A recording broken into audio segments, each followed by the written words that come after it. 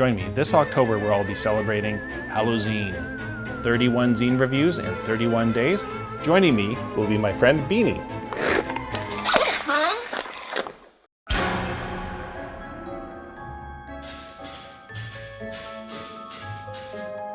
Hi, welcome to another edition of Halloween. We are getting down to the wire.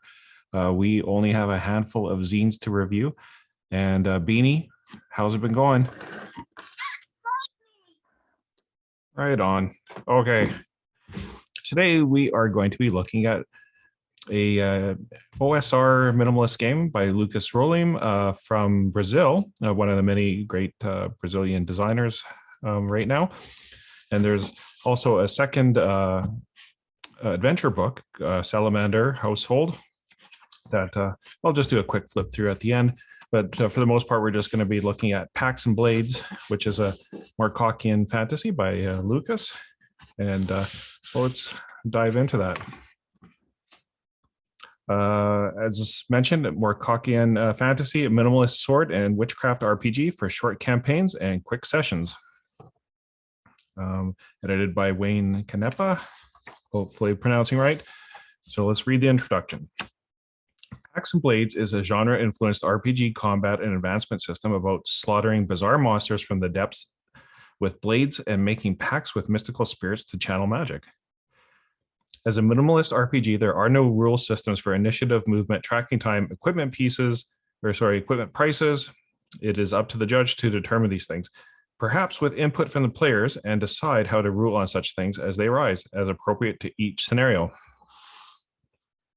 Characters can choose to follow aspects of two paths, the path of the pact or the path of the blade. You may advance in either path or both during character creation as well as throughout the campaign.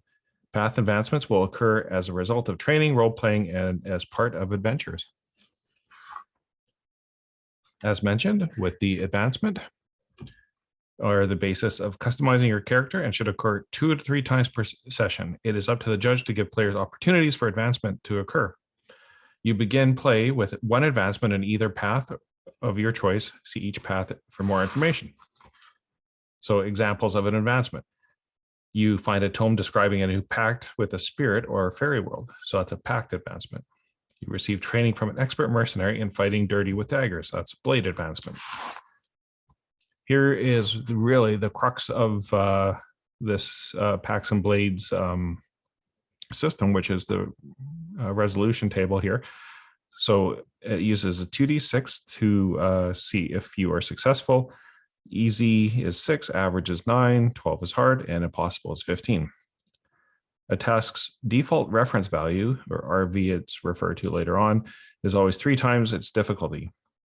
Tasks can include attacking an enemy, sneaking past a guard, negotiating with a pirate for passage, climbing a tower, and more. So pretty much whatever you come up with, this is the table that you use. So when attempting a task, you roll 2d6 together and add the total of both dice to determine how well you've achieved it. While each difficulty tier has a default reference value for the total success, this value can be lowered or raised during the game through path abilities or narrative advantage. When a reference value is changed, the range of a partial success is also changed. Consult the task resolution table to determine the new ranges for success and failure. So I did a quick flip through earlier, so we'll go back to that table in a second here. But so there's easy, average, hard, and impossible, and the tiers are 2, 3, 4, 5, and the reference value are 6, 9, 12, 15. Now, my immediate question was like, well, why didn't the tiers and the reference value equal the same? So if I go back to the table, there's a reason for that. So if you look here, let me get out a pen. It might be easier to see. If you look here, there's the 2, 3, 4, and 5, and those are the difficulties. And so anything on this table in black is a failure. Anything in gray is a partial success, and then anything in the clearer part is a success. And then there's actually like absolute success, and that's going to be later on. And the advantage you get from an absolute success, meaning you get the highest roll. But I was like, well, why don't they just have the difficulty and the reference value be the same? because when you start off at the difficulty of 4, you're able to actually, just like in 5e or other games, you might get an advantage or a disadvantage. So if you get an advantage, you get to go down, and therefore you get to go down, and then therefore you get a better chance of success. So let's put this into example. So let's just say I have it's a difficulty of 4 task. I'm going to roll 2d6. However, maybe I've got an advantage, or I think they call it a buff, because I'm an expert in blade or whatever. So if I roll an 11, which was a really good roll, instead of just being in the 4 table, I'm actually 1 down in this table. So I got 11, which is a success. If I had gotten a 10, it would have just been a partial success. So you can see how that goes. And this is a little bit of a throwback to some old school tables that you needed to actually know. The one that comes to my mind is Gamma World had like a gigantic table that you had to kind of figure out, and that was a percentile. And you always had to refer to it. So this is a much smaller table than that Gamma World table, but kind of same concept. And so you go, you can go up 2 or down 2 between those difficulties. Perhaps it could have been streamlined, but I think the advantage, disadvantage is the reason for that. Success. So once again, either a total success or a partial success. Total success is you achieve whatever you've set out to do. Partial success, it has variable range, and there might be consequences determined by the judge. And so there's a task resolution table with possible results. Narrative advantages, as I kind of referred to, you do get the advantages +1, -1, +1, or or +2, -2, depending upon that. So it's either +1, +2, or -1, -2. Path of the Blade. This is your advancement path, and then it might be if you are a blade carrying person, that's your path, and you get the advantage because of it. So whenever you attain a total success on the path of the blade, you have a 1d6. And in this case, your opponent is weakened. If his next attack is successful, its damage is reduced by 1 step to a minimum of no damage. So that's what happens. Path of the Pact. When you gain a path advancement and choose the path of the pact, select one spirit you have a pact with to apply the advancement benefit.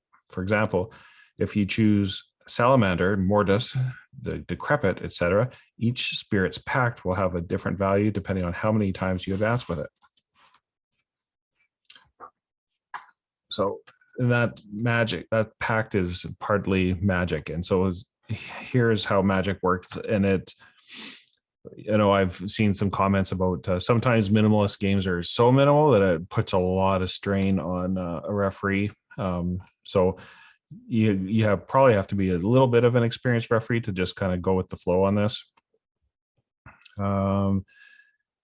So each spirit, you seal a pact that has a name and a mystical domain over which it has influence. When you invoke your pact to channel magic, the effect must relate to a spirit's domain. And here's some examples of spirit domains: air, water, earth, fire, death, life, chaos, and I suspect you could create your own. Yes, you can. Examples of invoked effects. So you could do damage of 1d6, healing 1d6, enhancement. So you can reduce the RV. So the plus 1d, minus 1d, or not d, but minus 1.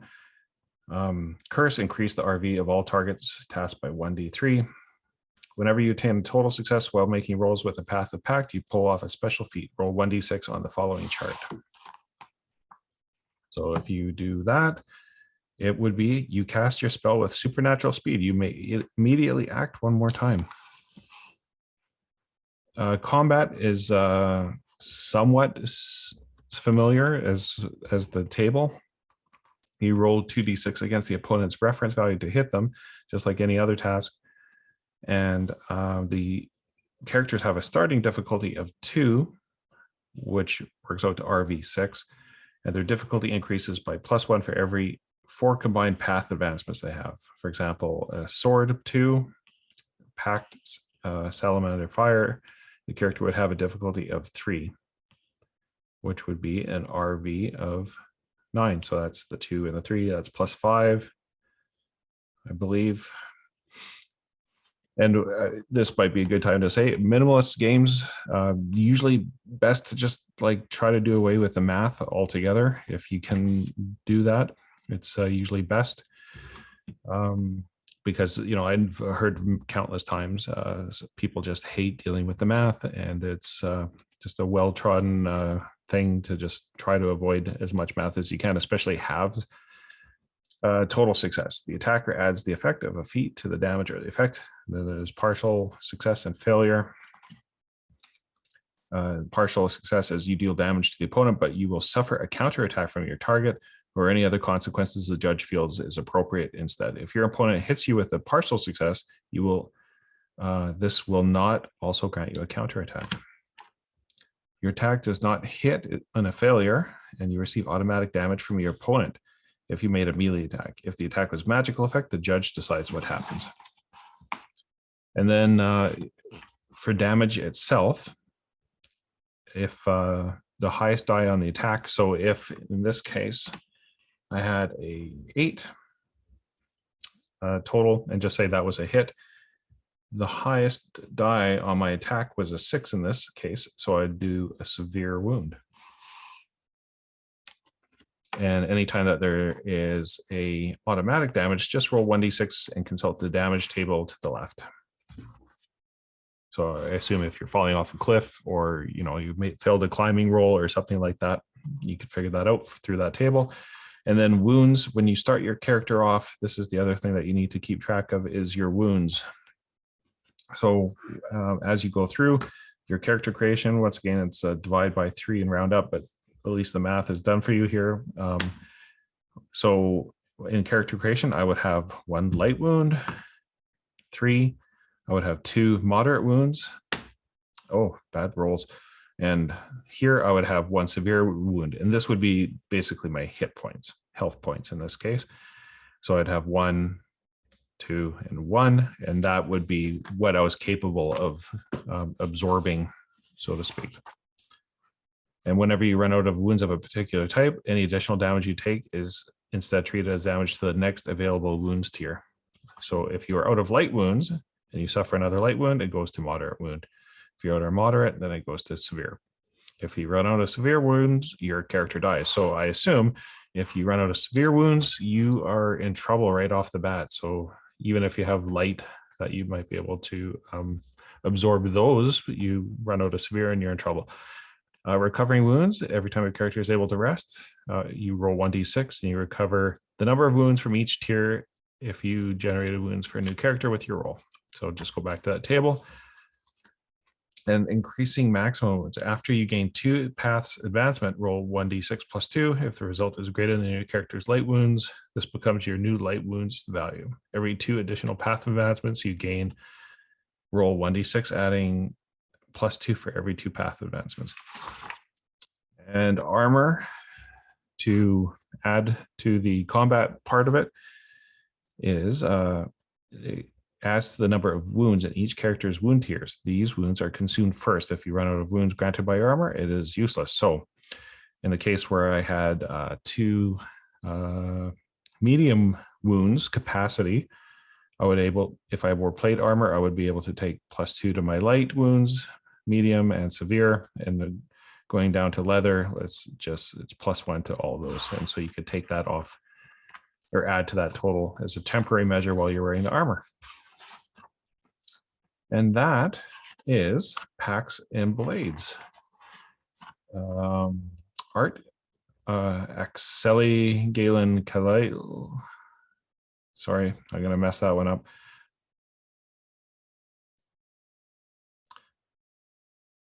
I think a lot of these are public domain art. So, but here are some of the ones that have been chosen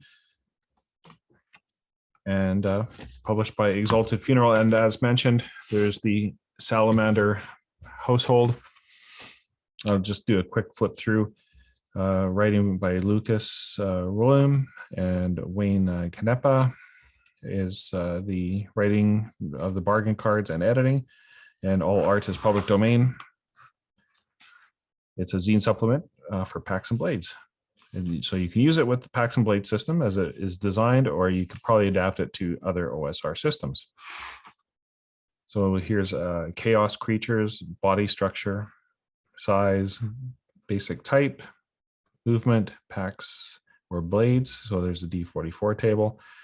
Let's make a creature quickly.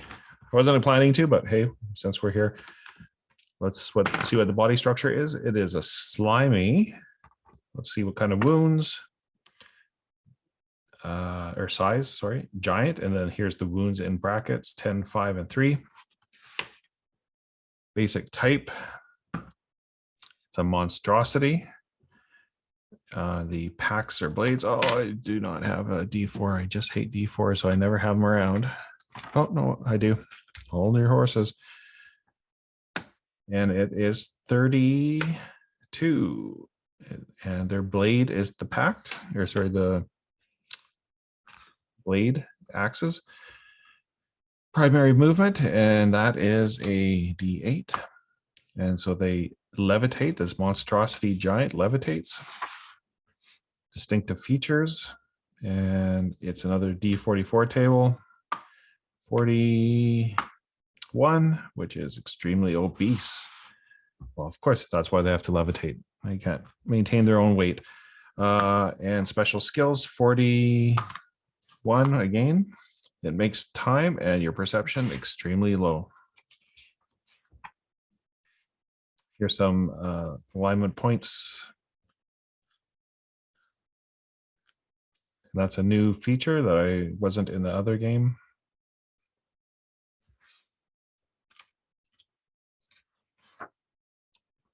And there's a corruption table, and if for spell casting, disfavor table, and some scenarios. That random table, spark table to figure out which your building is and your population, and what you're looking for, and your secret. And adventure, the creature, problem, and hooks. And then bargain cards. And you can use a deck of cards to draw, and it has some instructions on how to do that. So, like I said, just a quick flip through of the Salamander Household, and that is in conjunction with Pacts and Blades by Lucas Rollum, and good minimalist game. Like I said, I think it's really good if you're an experienced GM and you're just willing to kind of do it on the fly. The only thing that you probably really need are obviously the dice and the table, which you could probably print out or photocopy and have that kind of handy. And eventually, I'm sure you just kind of know the thresholds of it. So that's it. Once again, sign up at daikugames.com for your chance to win $200 store credit among many, many other prizes. If you've been following me on social media, you'll have seen some of the announcements, and check out the link to the live stream setup that takes place on October the 31st at 1 p.m. Eastern Time. Happy Halloween, ladies.